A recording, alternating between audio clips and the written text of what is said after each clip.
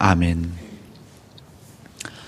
우리 17장에서는 화목, 다툼에 대해서 우리가 좀 더 깊이 묵상할 수 있는 하나님이 우리에게 기회를 주십니다.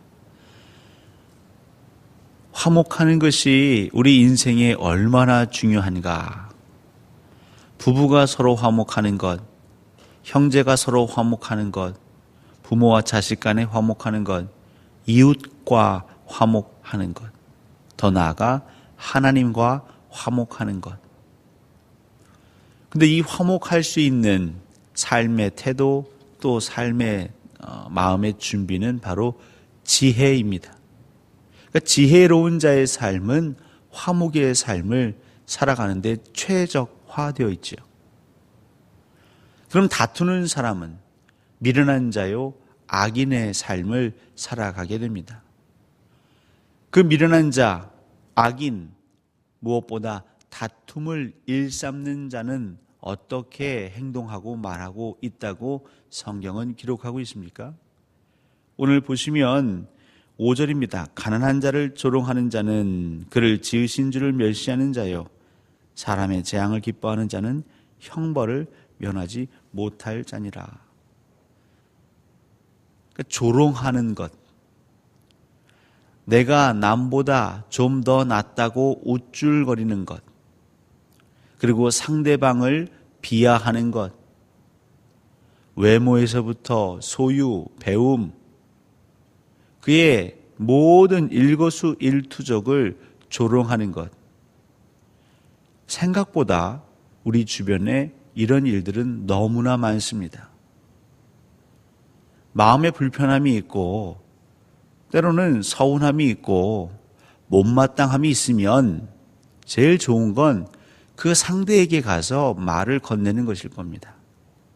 근데 우리는 정직하게 용기 있게 상대에게 말하기보다는 내 감정을, 내 뜻을 표현하기보다는 우리는 보통 그것을 어떻게 말하냐면, 당신의 그런 모습이 참 제 마음을 힘들게 합니다. 제 마음이 좋지 않습니다. 매우 마음이 불편합니다. 라고 표현할 수 있는데 우리는 그렇게 하지 않습니다. 왜 저렇게 행동하느냐? 우리 흔한 표현으로 집구석도 제대로 간수하지 못하면서 그의 흠을 잡아서 나의 불편한 감정을 포장하지요. 그 얘기는 돌아 그 상대의 귀에 전해질 것이고, 그러다 보면 마음에 앙금이 쌓이고 그 관계는 멀어지고 다툼은 커지게 되는 것이죠. 14절 보십시오. 다투는 시작은 둑에서 물이 새는 것 같은즉 싸움이 일어나기 전에 시비를 그칠 것이니라. 마치 뭐에 비유했냐면 둑에서 새는 물로 비유했습니다. 처음에는 그냥 조금 손으로도 막을 수 있을 정도의 새는 물이 다툼의 시작이지요. 하지만 그것을 계속 반복하다 보면 그런 어리석음, 가난한 자를 조롱하는 것, 내 마음에 들지 않는 부분을 지혜롭지 못한 어리석은 악인의 방법으로 자꾸 들추어내는 것, 이것을 계속 반복하다 보면 결국 그 둑은 터져버리죠. 그러니까 시비를 그칠지어라. 옳고 그름, 그거 너무 따지지 말라는 거죠. 왜냐하면 저와 여러분들은 사실 옳고 그름을 잘 판단할 수 있는 자리에도 능력도 없습니다. 옳고 그름을 오로지 한치의 오차도 없이 공평한 추처럼 따지실 수 있는 분은 여호와 하나님입니다. 단 그 사람의 말과 행동으로 마음이 기쁘거나 슬프거나 때로는 분노하거나 이런 우리의 감정의 표현은 있을 수 있겠죠. 사랑하는 성도 여러분, 우리가 9절 말씀을 보면서 우리는 많이 묵상해야 합니다. 허물을 덮어주는 자는 사랑을 구하는 자요, 그것을 거듭 말하는 자는 친한 것을 이간하는 자니라. 그러니까 이것으로 보았을 때에 상대에게 직접 가서 그 사람의 허물을 일깨워주는, 오늘 본문에도 나오지만 지혜로운 사람, 명철한 사람에게는 가서 한마디 말 전해주는 것이 미련한 자에게 매 100대를 더하는 것보다 더 깊이 박힌다고 했지요. 근데 여기서 이간한다라는 것은 둘 사이를 멀어지게 하고 둘 사이에 다툼, 둘 사이에 전쟁이 일어나게 하는 것을 이간이라고 했습니다. 그러니까 상대방에 가서 저 사람의 허물, A 집사가 당신을 뭐라고 했는지 알아? 그러면 또 B 집사에게 가서는 또 아무개가 당신에게 뭐라고 했는지 알아? 그러면서 그 사람들의 허물을 계속 거듭 들춰내는 사람들. 우리 성도님들은 어떨지 모르시겠지만 교회를 섬기면서 사역하면서 제가 많이 보는 것 중에 하나는 바로 구절의 태도입니다. 그래서 교회가 바람 잘 날이 없습니다. 사소한 것으로 그 상처가 오래 갑니다. 그러면 그 상대에게 가서 따끔하게 말을 하는 게 더 낫지요. 물론 지혜로운 자에게 말 한마디를 건네는 것이 미련한 자에게 몇 100대를 더하는 것보다 낫다고 했는데요. 그때 주의하셔야 할 건 뭐냐면 말을 할 때도 듣는 자 못지않게 지혜롭게 해야 하는 것이죠. 때를 잘 살피고 지금 저 사람이 들을 준비가 되어 있는지 되어 있지 않은지, 또한 나의 표현에는, 말하고 있는 내 마음에는 지금 어떠한 의도가 담겨져 있는지, 특별히 내 마음이 불편했을 때, 지금 화로 가득했을 때, 분노로 가득했을 때는 말하지 않는 편이 낫지요. 가끔 어떤 부부들이 이런 얘기를 합니다. 제 남편과는요, 부부싸움을 하고 싶어도 할 수가 없습니다. 남자들 중에 가끔 자기 성품을 아는 분은요, 화가 날 것 같으면 그냥 나가버린다는 거죠. 근데 그것이 안타깝지만 한편으로는 지혜로운 겁니다.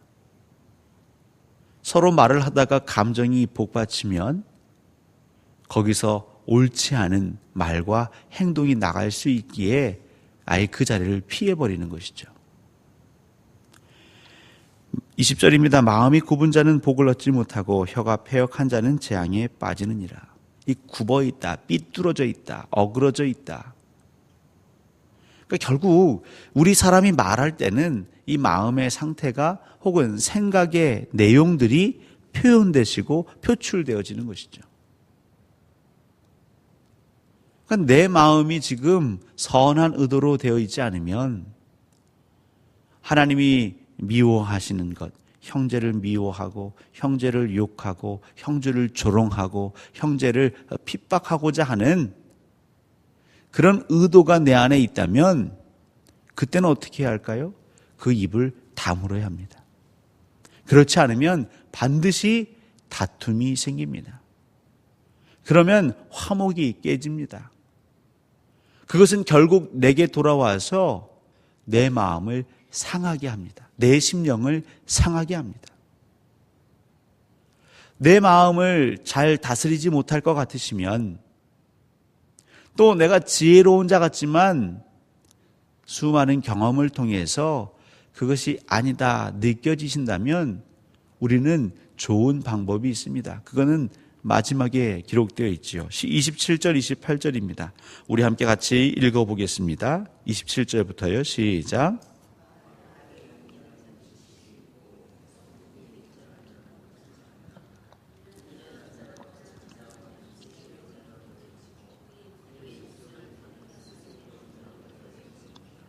아멘.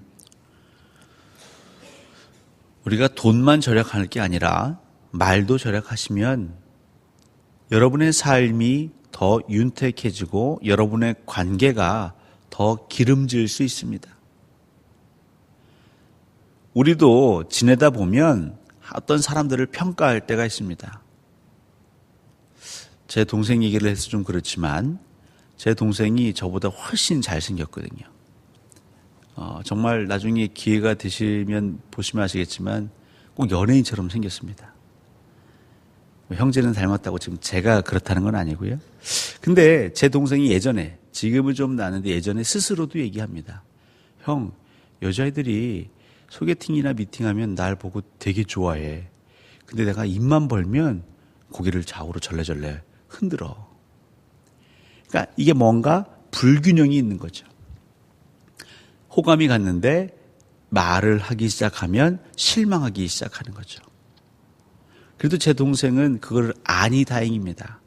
그래서 지금은 많이 고쳐가고 있습니다. 또 많이 고쳤습니다.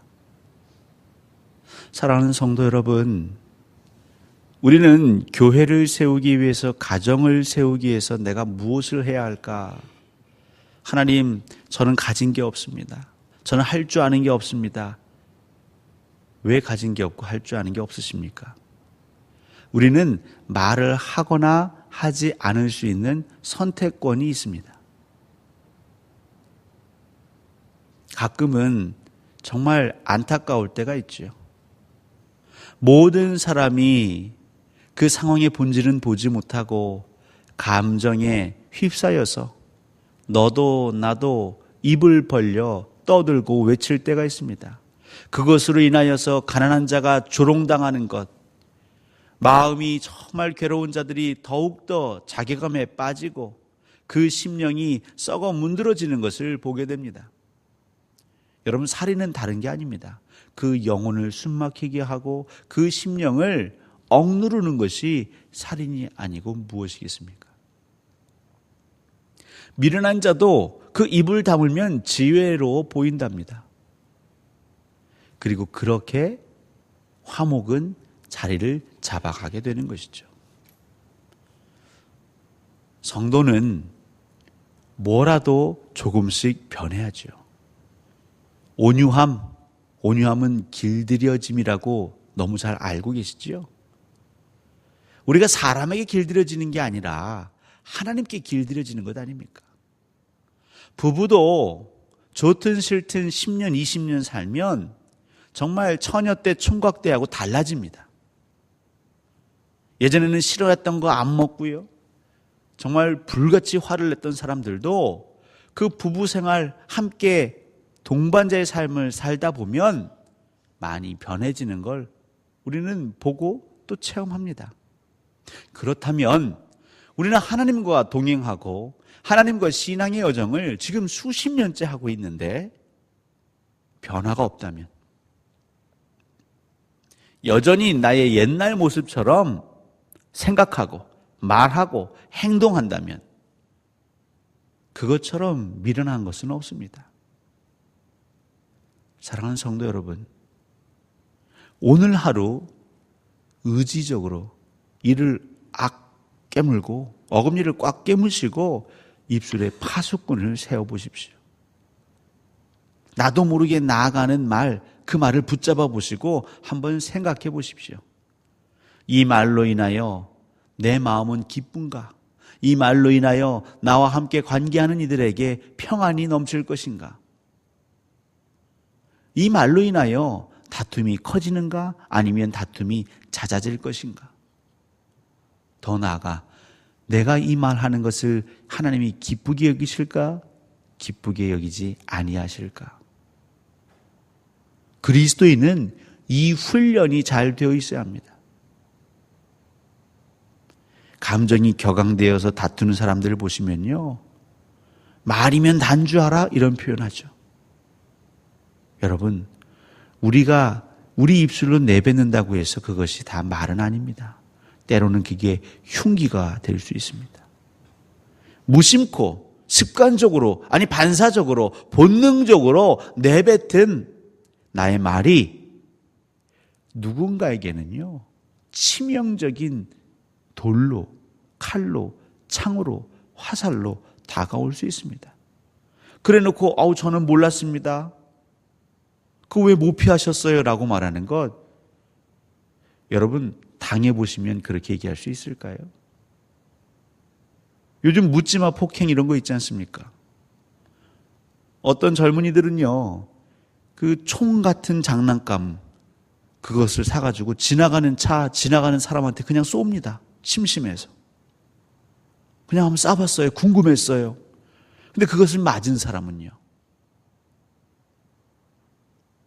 우리는 항상 때로는 어이없게 그런 가해자의 자리에서 생활할 때가 너무나 많습니다. 여러분, 그 모습은 하나님의 영광을 가리는 것입니다. 여호와 이름을 망령되이 일컫는 것입니다. 여러분은 자연인 아무개로 살지만 동시에 이 땅에서 그리스도인으로 하나님의 자녀라는 칭호로 옷을 입고 살고 계십니다. 그 하나님의 자녀답게 행동하십시오. 하나님의 거룩한 구원의 옷을 입은 칭의를 여러분 덧입은 자로 생각하시고 말씀을 나누십시오.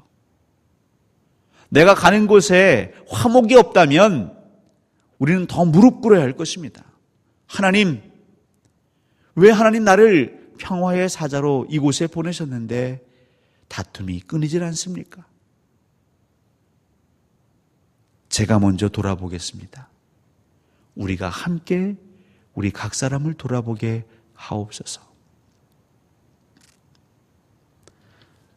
이제 기도를 마치시고 성전을 떠나실 때에 그때부터 시작되는 겁니다. 사랑하는 성도 여러분, 여러분 한 사람의 마음을 지키시고 입술을 지키실 때에 여러분들이 지혜로운 자로 더 나아가 하나님께 쓰임받는 도구가 되고 통로가 될 것입니다. 이걸 믿으시고 오늘 하루 하나님의 영광, 특별히 여러분들의 그 가정과 일터에 화목을 이끌어오는 귀한 주의 백성 되시기를 주 예수 그리스도 이름으로 간절히 축원합니다.